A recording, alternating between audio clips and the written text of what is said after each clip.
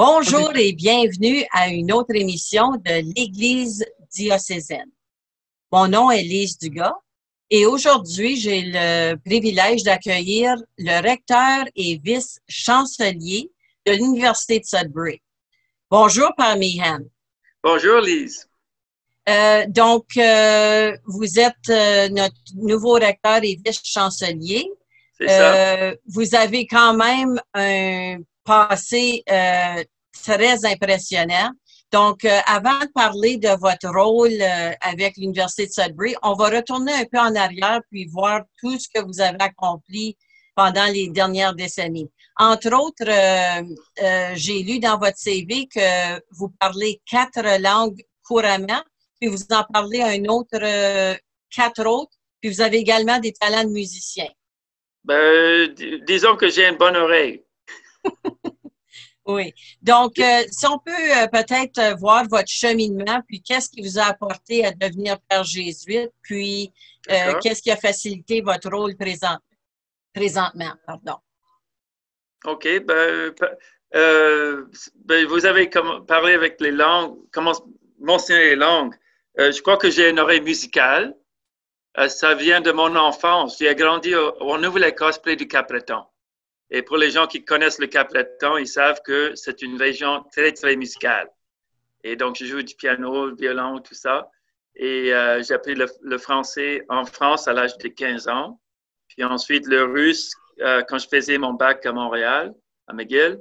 Puis ensuite, j'ai vécu au Japon. Puis j'ai suivi des cours d'espagnol, d'italien un peu. Puis quand j'étais dans l'ouest du Canada, en Saskatchewan, j'ai commencé la langue cri, une langue autochtone. Mais je n'ai pas fait beaucoup là parce que là, ensuite, ils m'ont envoyé à Montréal, puis ensuite ici à Sudbury. Puis vous avez commencé dès un très jeune âge parce que c'était votre programme d'échange à l'âge de 15 ans qui vous a propulsé. Ah oui, c'était cette année-là d'échange en France qui a vraiment changé ma vie sur plusieurs niveaux. D'abord, j'ai appris le français. Bien que ma mère elle est d'origine acadienne, mais on a toujours parlé anglais à la maison. Donc, j'ai appris mon français en France. Et par la suite, je suis devenu francophile, donc j'aime tout ce qui est français. Et aussi, en France, j'étais chez une famille française, mais qui n'allait pas à l'église. Donc, pour la première fois dans ma vie, à 15 ans, j'avais besoin de justifier un peu ma foi et donc, c'était une année très, très importante dans ma vie. Une année formative, entre autres. Oui, formative. Et puis après mon bac, je suis retourné en France pour 9 mois pour une autre expérience formative, mais cette fois, c'était à l'Arche avec les personnes handicapées. Et c'était bien d'être dans un milieu francophone encore et d'être avec les personnes handicapées, physiques et mentaux. Et c'est là où j'ai rencontré les jésuites pour la première fois. Et ces jésuites-là m'ont beaucoup impressionné par leur formation, leur sagesse, mais aussi leur sens de l'humour et une certaine joie de vivre aussi, je dois dire. Et donc, je ne suis pas devenu jésuite tout de suite après, mais ça avait planté une idée là dans ma tête ou dans mon cœur plutôt, et qu'un jour, je deviendrai jésuite. Vous avez été également mis un peu à l'épreuve quand vous êtes allé enseigner au Japon. Oui, ça aussi parce que le Japon, c'est un pays qui n'est pas chrétien. Les chrétiens font que 1% de la population japonaise. Ah bon? Et donc, c'est plus un pays bouddhiste. Et donc, ils m'ont invité dans leur temple. J'ai beaucoup appris sur leur foi. Mais j'ai beaucoup, beaucoup aimé le Japon. C'est un peuple très civilisé, très respectueux aussi. Et j'étais là chaque été dans les années 90 pour apprendre l'anglais, pour enseigner l'anglais et le russe aux Japonais. Et mon séjour au Japon, moi aussi, ça m'a influencé aussi pour mon doctorat, parce que j'avais écrit mon doctorat sur l'histoire des relations entre le Canada et le Japon. Et donc, vous avez également fait des études à Oxford. Oui, juste une année à Oxford comme étudiant d'échange. Et ça, j'ai fait de la théologie là-bas. Ah bon. Donc, voilà, ce sont mes intérêts, la théologie, l'histoire, la culture, les langues, la musique. Donc, quand vous mettez tout ça ensemble, vous arrivez à un jésuite. Donc, je sais pas, c'est le chemin de Dieu qui, des fois, ne sont pas très évidents, mais je pourrais vous dire que j'ai suivi mon cœur dans la vie et que j'ai pas de regrets. Vous avez également occupé d'autres postes avant votre arrivée à Sudbury? Oui, oui, c'est ça. Avant de venir ici, j'étais recteur de notre collège, notre université à Regina. C'est une université fédérée comme l'université Sudbury, mais ça s'appelle Campion College. Et j'étais à Campion 10 ans, dont 5 comme recteur. Et là, on a beaucoup travaillé avec les Autochtones sur la réconciliation. Donc, ça aussi, c'est quelque chose que j'aimerais promouvoir ici à Sudbury parce que, comme vous savez, le besoin de réconciliation de notre contexte est très évident ces jours-ci. Et les autres postes avant votre poste de recteur à Regina? J'étais professeur, j'étais aumônier, on a travaillé aussi dans les prisons, j'ai travaillé avec les itinérants, les réfugiés. Donc, en tant que jésuite, il nous donne beaucoup d'expérience de formation. Et d'ailleurs, quand j'étais novice, une des expériences inoubliables, c'était ce qu'on appelle le pèlerinage. Mais ce n'est pas un pèlerinage traditionnel. Il nous envoie comme ça 1 mois pour vivre dans la rue, sans carte de crédit, sans rien, juste 35 $. Donc, j'ai fait ça dans les rues de Seattle à Washington, dans l'État de Washington, pendant 1 mois. Donc, vous deviez survivre avec 35 $ pour un mois complet. Voilà, c'est ça. Et tous les jésuites, peut-être même ce pape François, c'est un pape jésuite, ça fait partie de notre formation depuis le début.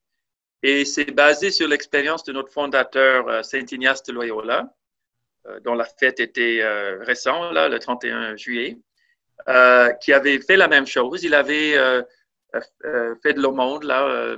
Il vivait dans la rue, où est-ce qu'il était, là, en France, puis en Belgique. Comme ça, juste pour dépendre de la grâce de Dieu et de la générosité. Comment vous avez trouvé l'expérience?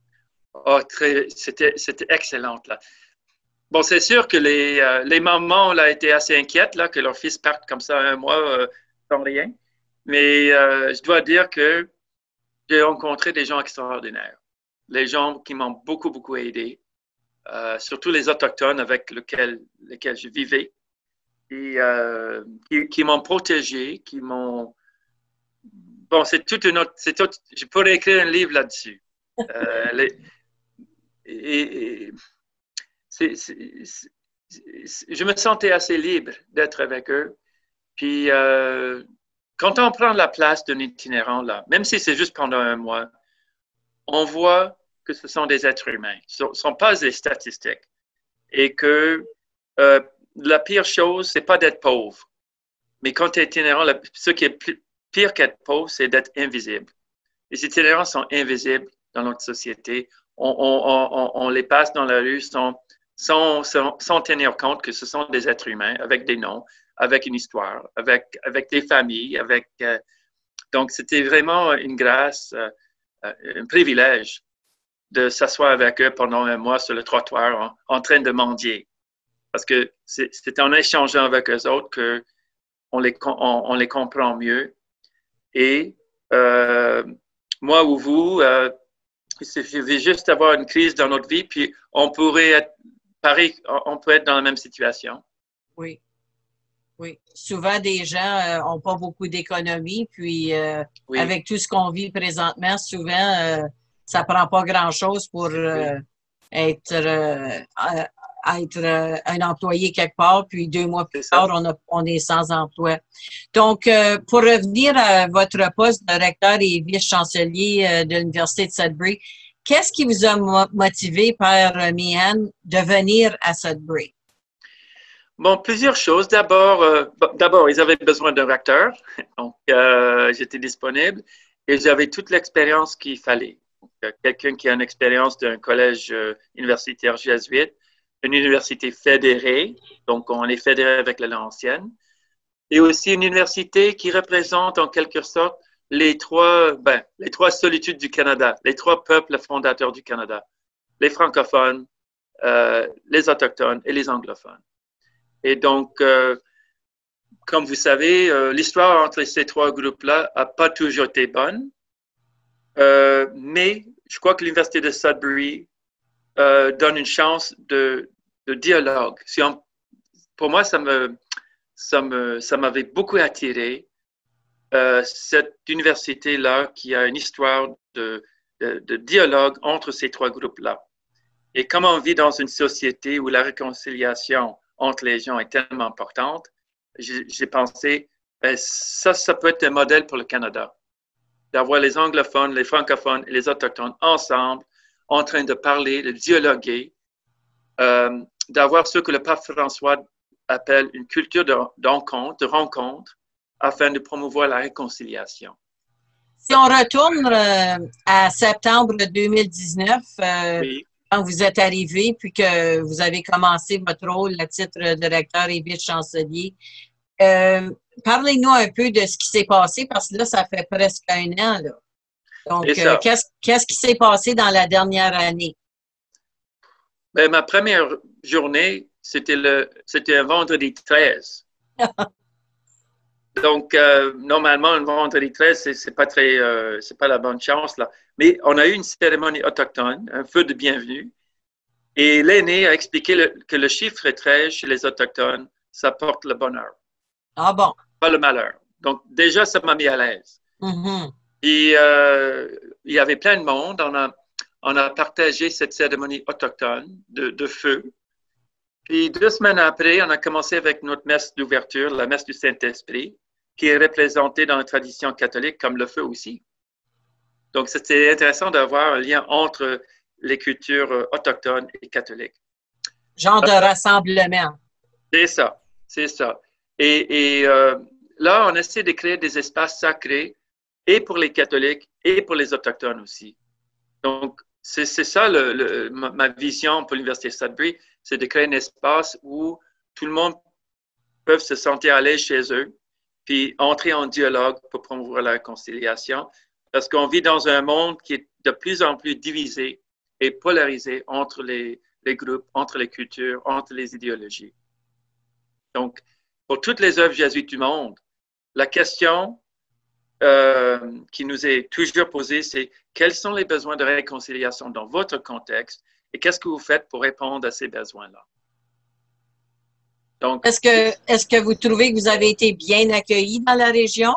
Ah oui, très, très bien. D'abord, chez les francophones qui se souviennent des jésuites, de tout ce que les jésuites ont fait ici à Sudbury depuis le début avec la fondation de la paroisse Sainte-Anne-des-Pins.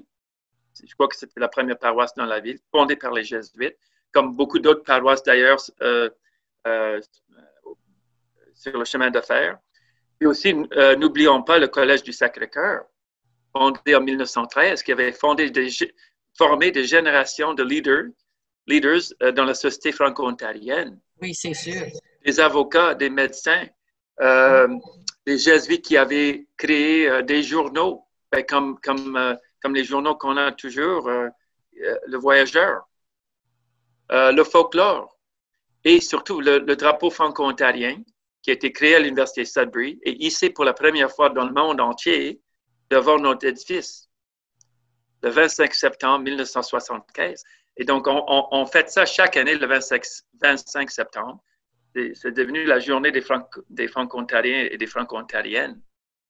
Donc, j'ai été très, très bien accueilli par les franco-ontariens, par les anglophones aussi, et aussi par les autochtones. Et je commence à aller visiter les réserves autochtones autour de Sudbury pour bâtir des ponts avec les autochtones. C'est très, très important ces jours-ci. Donc, qu'est-ce que vous vivez, Père Meehan, en fait de défis dans votre rôle? Bien, on a plusieurs défis devant nous. D'abord, la pandémie, parce que la pandémie, c'est un défi pour tout le monde, surtout pour les petites entreprises. Mais c'est la même chose pour nous. Notre résidence ne sera pas pleine cette année. Donc, ça veut dire qu'on aura des défis financiers. On a un défi aussi dans nos relations avec la Laurentienne. Donc, je crois que la Fédération de Laurentienne a besoin d'être renouvelée. On n'a pas eu d'entente de fédération depuis plusieurs décennies. Oh. Donc, ça, c'est un défi cette année. Et aussi le défi d'identité. Qui sommes-nous comme l'Université de Sudbury? On est d'abord une institution catholique d'inspiration jésuite. Donc, qu'est-ce que c'est d'être une université catholique? On veut être présent à la communauté catholique dans cette région et de répondre à leurs besoins, que ce soit pour un programme d'études catholiques ou des services spirituels. On va recommencer notre engagement communautaire d'envoyer nos étudiants dans la communauté pour être proche des pauvres et des marginalisés. C'est vraiment dans l'esprit jésuite. Et aussi, on a un centre éthique. Donc, toutes les grandes questions éthiques de nos jours, comme l'euthanasie, l'aide médicale à mourir, il y a la liste de questions éthiques dans notre monde, là. Donc, on a un centre éthique qu'on aimerait renouveler. Et bon, j'ai déjà parlé de réconciliation. Et finalement, les réseaux jésuites. Donc, on fait partie d'un réseau international de 200 collèges et universités jésuites. J'aimerais offrir à nos étudiants la chance d'aller à l'étranger, comme moi j'ai eu la chance de faire en France à l'âge de 15 ans. Donc, un projet d'échange. C'est ça. Mm-hmm. Et parce que pour moi là, ça m'avait complètement changé la vie. L'expérience de vivre en France, de vivre au Japon. Donc, j'aimerais offrir ça à nos étudiants dans ces réseaux jésuites, d'aller à l'étranger, puis en même temps, de recruter, d'attirer des étudiants de l'étranger de venir étudier à l'Université de Sudbury et à la Laurentienne. Oui, ça serait très intéressant. Vous avez touché tantôt un peu là avec le défi de la pandémie. Donc, comment avez-vous été affecté personnellement, puis au niveau de l'Université de Sudbury? Mais personnellement, c'est vrai que comme tout le monde, je vis un peu plus le confinement. Hein? Et encore une fois, je me sens un peu chanceux parce que j'habite à la Villa Loyola. C'est une maison de retraite que peut-être les gens connaissent. Oui, oui. Donc, je dois dire que la pandémie, pour moi, je visais ma vie un peu une vie monastique. Là. On a la messe, on a les repas ici, on est au bord de beaux lacs et on prie pour le monde. Mais je sais qu'il y a beaucoup, beaucoup de gens pour qui la pandémie a été beaucoup plus difficile. Donc, j'ai des amis et la famille qui ont perdu leurs emplois, etc.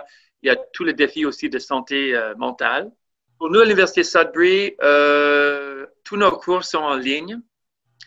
Mais le premier défi connu, c'est les étudiants en résidence, surtout les étudiants étrangers qui n'ont pas pu quitter la résidence.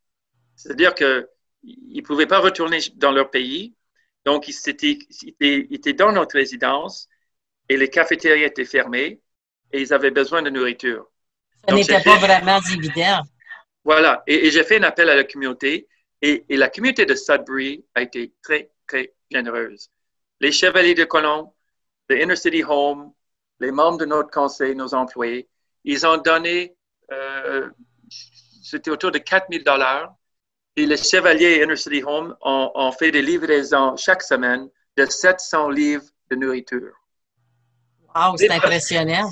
Des patates, des carottes, la viande, du lait, de crème glacée. Et aussi, Regency Bakery a contribué des repas délicieux italiens congelés. Wow. Que les étudiants ont beaucoup, beaucoup apprécié.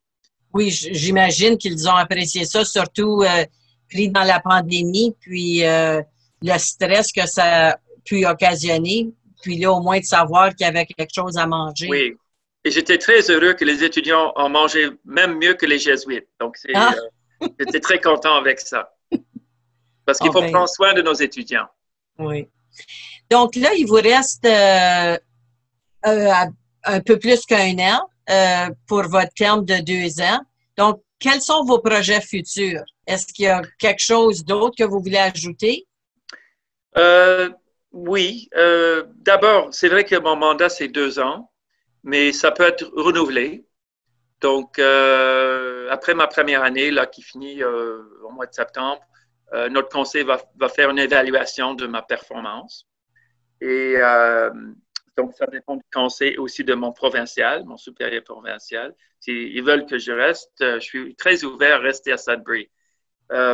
cette année-là, comme je dis, on veut renouveler notre entente avec la Laurentienne. On veut aussi renouveler notre identité et mission comme université jésuite, avec tout ce que ça implique, comme j'ai expliqué. Et aussi, on veut être beaucoup plus présent dans la communauté, auprès de nos communautés, c'est-à-dire les communautés francophones, anglophones et autochtones. Aussi, la communauté italienne a toujours joué un rôle important dans notre histoire. Donc, j'ai vraiment envie d'aller dans la communauté. Et donc, s'il y a des groupes communautaires qui aimeraient collaborer avec nous, on est là vraiment pour promouvoir la réconciliation. C'est notre plus grande priorité. Et d'avoir la mission de former les hommes et les femmes pour les autres. C'est ça la mission jésuite. On n'est pas un business, on n'est pas là pour faire de l'argent, on est là pour former les jeunes, pour qu'on puisse avoir des jeunes pleins de compassion, des jeunes compétents, des jeunes de foi, de spiritualité, et des jeunes avec une conscience sociale qui vont promouvoir la justice sociale. Donc, les jeunes, c'est-à-dire les jeunes qui vont transformer le monde pour que ça soit un monde plus juste. Ça a toujours été la mission jésuite dès le début, là, au 16e siècle, avec toutes nos écoles jésuites. Et je crois qu'il y a un très grand besoin ici à Sudbury d'avoir une école jésuite comme ça. Si on a des étudiants qui n'ont peut-être pas décidé encore quoi faire pour septembre, est-ce qu'il est trop tard pour s'inscrire? Non, c'est pas trop tard. Comme je dis, tous nos cours sont en ligne, au moins jusqu'en janvier. Ah bon. La résidence est ouverte, donc s'ils aimeraient vivre dans notre résidence, il y a encore des places. Bien sûr, on va suivre toutes les consignes là, de santé publique avec la pandémie. Donc, on a tout en place pour accueillir les étudiants dans notre résidence. Mais il y a encore de la place. Nos programmes, on a des programmes en études autochtones, philosophie, études religieuses, communication et folklore. Même s'ils suivent des cours à la Laurentienne, ils peuvent suivre des cours de choix chez nous et vivre dans notre résidence. Et ils sont les bienvenus dans notre communauté. On a une paroisse aussi, universitaire. On a des programmes d'engagement communautaire s'ils veulent faire de bénévolat dans la communauté. Mais tout le monde, ils sont tous les bienvenus, qu'ils soient catholiques ou pas, jeunes, moins jeunes, peu importe. Ils sont les bienvenus dans notre communauté. J'aime mieux appeler ça notre communauté universitaire. Et ça, c'est une autre valeur jésuite, c'est le soin de la personne. S'ils viennent chez nous, on va prendre soin d'eux. C'est pas juste pour faire de l'argent, c'est vraiment pour former les jeunes pour les autres. Donc, cet esprit d'empathie, de compassion et de justice sociale. Donc, si ce sont des valeurs qui motivent nos jeunes, je suis très, très impressionné par nos jeunes. Ils ont beaucoup de bonnes idées pour changer le monde, que ce soit avec l'écologie ou la justice ou la réconciliation. Eh bien, c'est exactement nos valeurs chez nous. Donc, si ces valeurs-là les rejoignent, ils sont vraiment les bienvenus chez nous. Pour votre terme de 2 ans, est-ce que vous dites qu'il y a une possibilité que ça soit allongé? Donc, est-ce que ce serait un autre terme de 2 ans? Normalement, pour les recteurs, c'est des mandats de 5 ans. De 5 ans, d'accord. Mais je ne sais pas, ça dépend du conseil. Dans ce sens-là, je ne suis pas le chef. Mais vous êtes ouvert de rester plus longtemps si ça se présente. Ah oui, bien sûr. Les gens ici ont été tellement accueillants que, oui, ça serait bien de rester plus longtemps si ça, c'est la volonté du conseil et de mon supérieur. Ben moi, je vous le souhaite. Est-ce que vous auriez un mot de la fin pour nos téléspectateurs et téléspectatrices? J'aimerais juste leur dire de ne pas perdre l'espoir pendant cette pandémie. Je sais que c'est dur, je sais que c'est difficile le confinement et on ne sait pas quand ça va finir, mais il ne faut pas lâcher. Appelez-nous. Nos étudiants sont prêts à aller les appeler ou les rendre visite s'ils se sentent un peu seuls chez eux. Et eux aussi, ils font partie de notre communauté. S'ils s'intéressent à des événements qu'on va faire, on va les inviter, même si nos événements sont des événements virtuels, là, qu'on est là pour créer, pour promouvoir la communauté dans un monde où beaucoup de gens se sentent isolés et pour promouvoir la réconciliation dans un monde où les gens se sentent divisés et polarisés. J'apprécie énormément que vous aviez eu la chance de nous parler aujourd'hui. Donc, je m'entretenais avec le père John Meehan, recteur et vice-chancelier de l'Université de Sudbury.